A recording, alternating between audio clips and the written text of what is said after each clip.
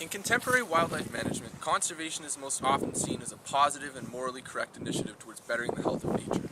Therefore, ideas of species recovery and conservation typically win over broad groups of people. But as with any strategy of environmental management, conservation is a matter of balancing positives and negatives, deciding who stands to benefit and who might lose.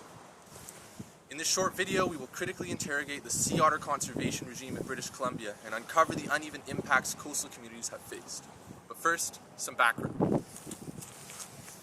The sea otter, or Anhydrolutris, was historically abundant throughout British Columbia coastal waters. It wasn't until the arrival of Europeans and the beginning of a fur trade economy in the late 18th century that population abundance and distribution was dramatically altered. By 1911, the global sea otter population had dropped from a pre-contact count of 300,000 individuals to about 2,000. Further, by 1929, sea otters were fully extirpated from BC's waters. The unintentional and surprisingly positive result was a boom in the shellfish stocks that provided an economic opportunity for the province. So why did this happen? Well, sea otters act as a keystone predator in kelp forest-dominant ecosystems, meaning that their removal from these ecosystems can dramatically alter ecosystem function. With sea otters removed, kelp-dominant ecosystems have been shown to flip to a state of benthic invertebrate dominance. This occurs due to a decrease in predation pressure on invertebrates such as urchins, which are significant kelp consumers. This is no new discovery, however. The archaeological fauna record shows apparent harvest shifts that demonstrate the capacity of coastal indigenous peoples to change these ecosystems from kelp-dominant to invertebrate-dominant for the past 12,000 years. Further, oral history suggests that otters may have been systematically eliminated from certain areas in order to enhance local shellfish stocks, which were a primary food source for coastal indigenous people, as is made visible in the profusion of ancient middens across coastal BC. This indigenous approach to management saw that sea otters were only eliminated from specific harvesting grounds. The mosaic hypothesis suggests that pre-contact coastal areas would have been made up of essentially a checkerboard of kelp-dominated and invertebrate-dominated coastal areas. This ensured an increase of food security, but also allowed sea otters to thrive in elsewhere habitat. Regardless of their nuisance, sea otters were still a culturally and ceremonially significant species, and maintaining human-otter relationships was a priority. Now, back to the current situation. Sea otter recovery began in Alaska in the late 20th century. Since then, federal, provincial, and state governments have put a significant amount of money and energy into facilitating that recovery. The main goal has been to flip these urchin-barren ecosystems back to kelp-dominant in order to ensure greater carbon sequestration, restoration of finfish fisheries, revitalization of rockfish habitat, and increase overall ecosystem biodiversity and productivity. The result has been a success.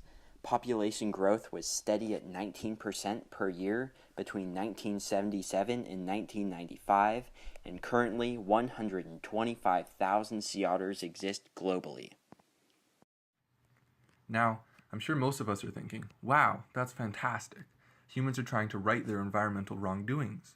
But as discussed earlier, there's an underlying issue. Conservation is inherently political. Therefore, it has the potential to result in uneven and sometimes highly problematic impacts on certain groups of people.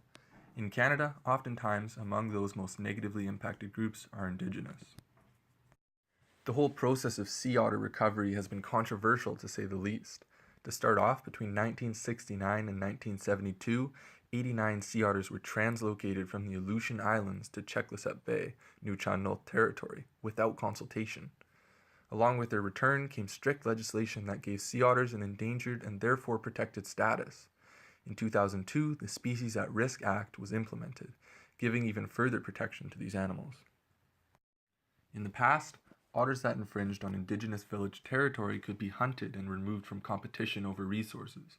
But these new laws protected sea otters and ensured hefty penalties, up to $100,000 fines in the US, if sea otters were killed. This meant they had restricted means of management for their own local food harvesting grounds. Therefore, the return of otters poses a serious threat to the food security, economic well-being, and cultural values of certain indigenous peoples, such as the Nuchanol. Further, the Nuchanol principle of Hishikishtsawak underscores the importance of the relationship between humans and nature. Therefore, the setting of sea otter recovery goals based on an idealized natural state in which humans do not interact with otters may be highly problematic. Finally, it's important to note that within some of these affected communities, not everyone is against the imposed legislation, but this has unfortunately been seen to increase intra-community tensions and conflict.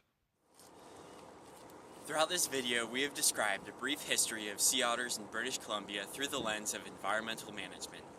In our analysis, we have determined that some sea otter conservation actions have compromised various indigenous communities by prioritizing Western ideals over traditional ecological practices. Moving forward, it is clear that conservation should be more flexible, allowing for better local input, and consultation should be a priority. It is quite evident that as humans, we have the power to shape the future of sea otters and subsequently our environment, but what this looks like has yet to be determined.